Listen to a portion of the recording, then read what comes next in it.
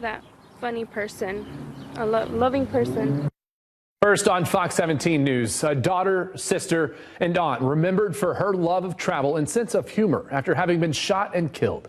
Hello, and thank you so much for joining us for Fox 17 News at 10. I'm Josh Berry. Our top story tonight, the family of Ruby Garcia, who was found dead on a Grand Rapids highway last week, shared their memories of the 25-year-old, saying she did not deserve such a brutal death. Marisa Oberle spoke with that family. She joins us now in the studio with the latest on the investigation. Marisa. Just an absolutely heartbreaking situation that her family is dealing with. Ruby's loved ones say it's difficult to even process what happened to her, and they want their tragedy to encourage other families to grow closer.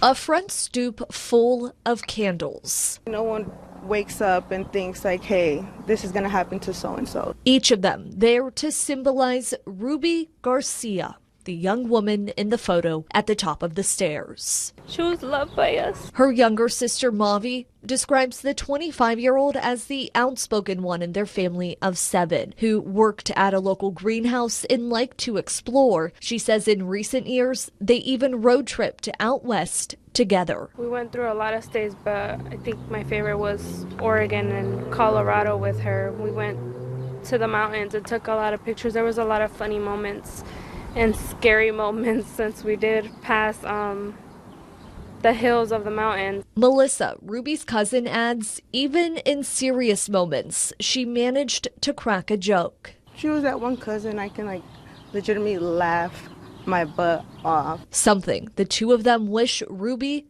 could do now. I just don't understand just how or why something like that would happen to her. Melissa and Mavi explain on Friday, just before midnight, someone shot the Grand Rapids native, then dumped her body on US-131 South near Leonard Street. Not sure why somebody would think to do that to my sister. Michigan State Police arrested a person of interest on Sunday, but declined to identify the individual or any charges they may face. Ruby's family gave the name of a man involved with her to investigators. It's unclear if that's the person in custody, though.